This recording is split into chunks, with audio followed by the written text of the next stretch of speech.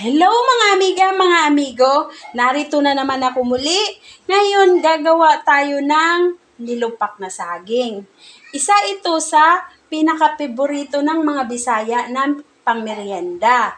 At pwede din natin na mapagpirahan.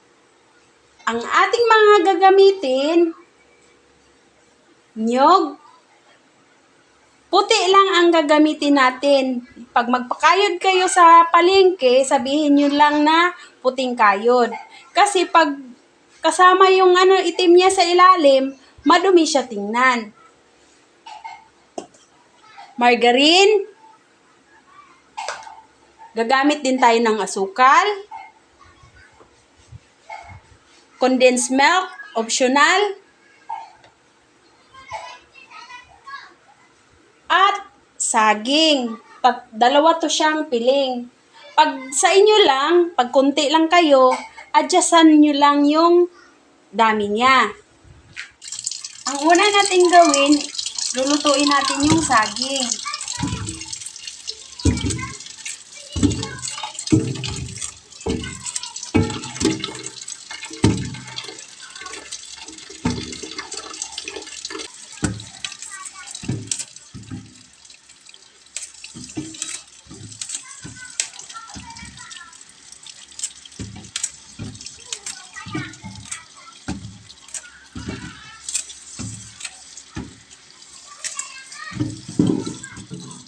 Isasalang lang natin hanggang sa maluto.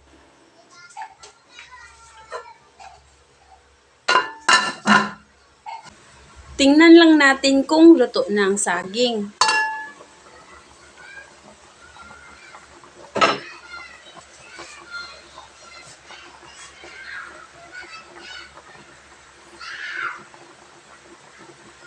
Yan, luto na. Pag kaya mo na siyang buksan sa sa mga daliri mo, luto na yan siya, guys. Ibubuhos lang natin ito sa katabo.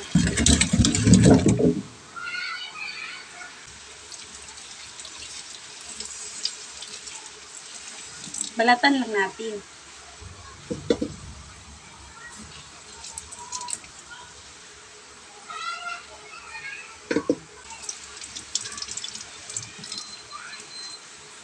Masarap din to siya sa isawsaw sa ginamos.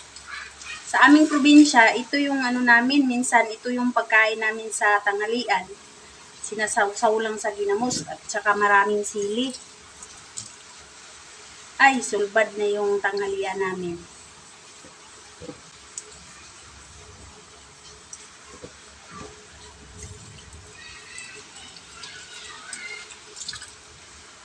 Itong pagkain na to, guys, isa to sa kinalakihan ko.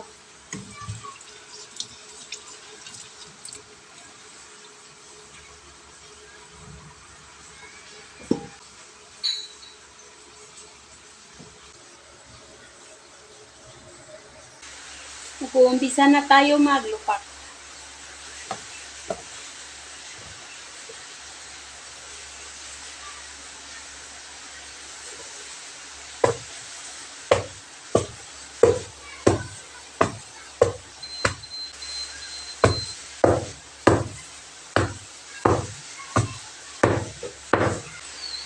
Tapos, dahan-dahan na natin siya lagyan ng asukal.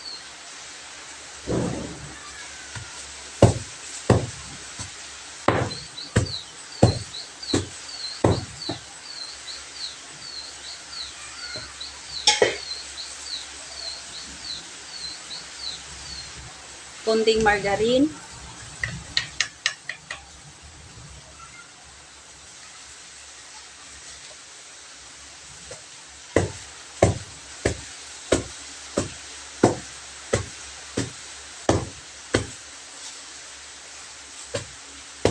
Huwag niyong damihan, guys, yung yung niyo para siya hindi kayo mahirapan pag lupak.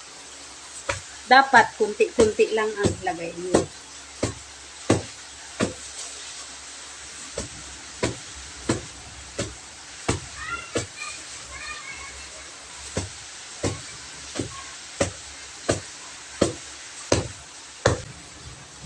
Tapos, tandaan nyo na lagyan ng niyog.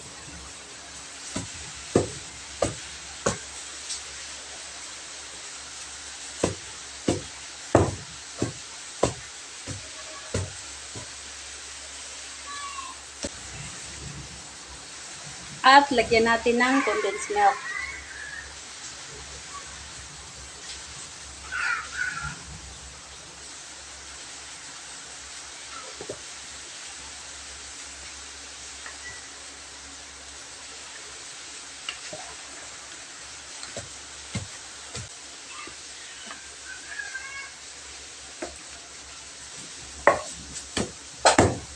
Pag sa tingin nyo na dumidikit yung ano bang tawag dito sa Tagalog, yung alutong tawag sa amin eh.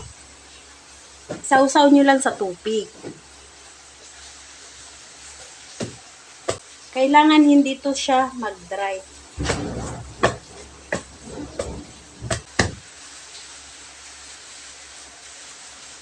Kailangan siya pinong-pino para masarap kainin.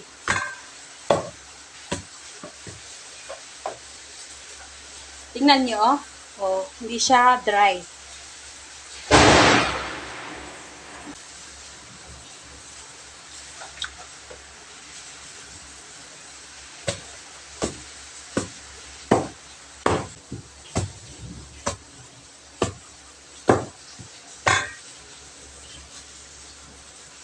Kailangan ganito siya para pag mold natin, hindi siya maghiwalay-hiwalay.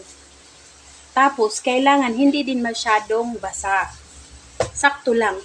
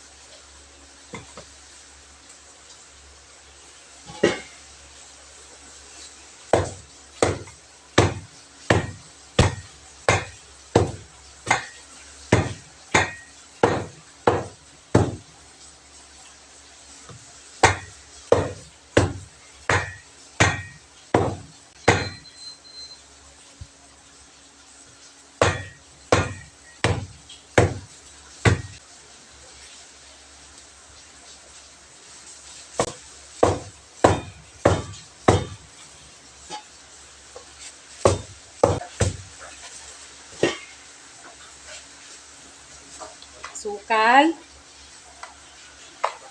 2 kutsara.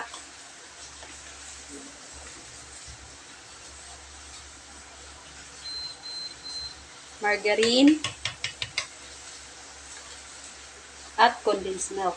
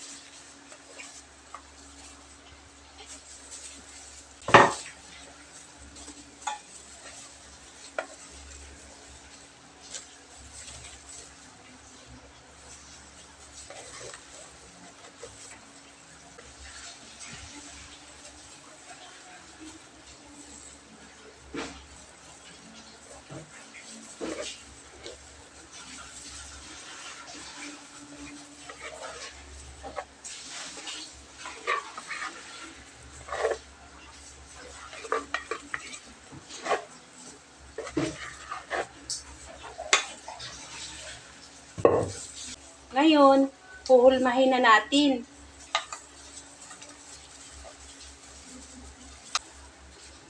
Ang gamit kong molder, yung sa cookies. Molder ng cookies. Para madali mo siyang mapurma.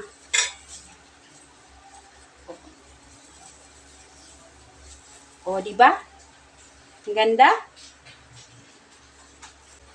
Kailangan, siksikin lang natin.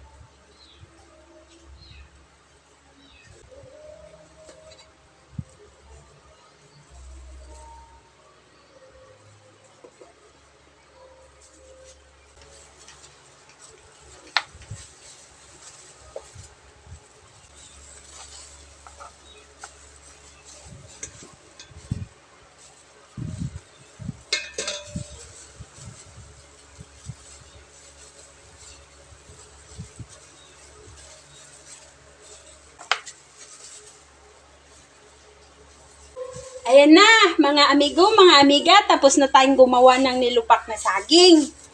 Ang dami kong nagawa. Maganda to siya ipare sa kape.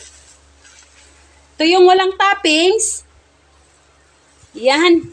Ang sarap-sarap nito. Tingnan niyo, oh. Hindi siya dry pagkagawa. Pag dry kasi ito pagkagawa, hindi mo siyang mabuong ganito. Tapos, ito yung may toppings na niyog. Salamat sa pagtanaw. Amping mo permi. God bless.